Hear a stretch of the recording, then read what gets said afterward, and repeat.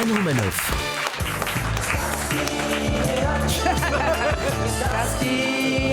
Alléluia, cocorico. Hier, la police française a arrêté les voleurs qui avaient dérobé 9 millions d'euros de bijoux à Kim Kardashian. Ouf! L'honneur de la France est sauvé. Vous pouvez revenir, les touristes. Come back, please. On a besoin de votre présence. We need your money. Non, mais ça la foutait mal au niveau international. Il paraît que les touristes avaient peur de venir à Paris. Mais pourquoi on est tellement accueillants, nous les Parisiens? Mais ouais, merde, venez. Un café, 6 euros, 10 euros.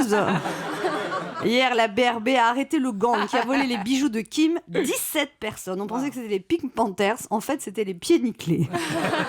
La police aurait arrêté le cerveau de l'affaire. Bon, c'est rassurant, c'est qu'il y avait au moins un cerveau dans cette chambre d'hôtel. Le plus âgé des voleurs a 72 ans. C'est la preuve qu'en France, il faut travailler de plus en plus longtemps pour profiter de sa retraite à taux plein. Et le plus jeune a 23 ans. Comme quoi ça marche, la formation professionnelle de voleur avec apprentissage sur le terrain. Non, faut dire qu'un voleur était tombé de vélo après le braquage en laissant échapper une croix en or d'une valeur de 100 000 euros. Et ça a mis les enquêteurs sur la piste. Ouais, ce somme fut un vélo, commissaire. En vélo, ce sont sûrement des partisans d'Anne Hidalgo. Trouvez-moi la liste de tous les voleurs du bijou encartés au PS, alors qu'il les doit être déjà sur les voies sur berge. Il paraît aussi que les voleurs se sont fait griller à cause des rouleaux de bandes adhésives qu'ils avaient achetés en gros pour saucissonner la starlette. Faut dire des types qui achètent 800 rouleaux de scotch double face.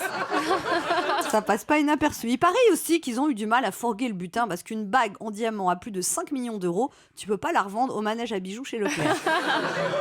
Non, mais j'espère juste que la justice va faire preuve d'un peu de clémence avec les voleurs, parce qu'après le braquage, Kanye West a stoppé sa tournée de concert et Kim Kardashian a suspendu son émission de télé-réalité. C'est quand même une victoire pour la culture. Alors, les mauvaises langues qui critiquent Kim Kardashian en disant qu'elle sert à rien, je vous rappelle qu'elle est une des personnalités les plus influentes du monde. C'est ça son métier à Kim. Elle a de l'influence, elle influe, c'est une influenceuse. Kim, c'est pas une intellectuelle, c'est pas un philosophe, mais le succès de Kim devrait nous faire réfléchir sur le monde actuel. Kim ne nous tire pas vers le haut, elle se fait tirer.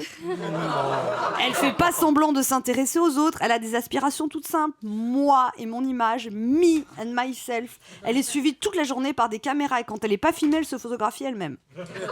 Non, c'est bien parce que comme ça on peut suivre ses aventures palpitantes. Kim et ses sœurs et ses demi-sœurs qu'on mélange, Kadli, Courtney, Kendall, mais elles commencent toutes par K et d'ailleurs c'est des K.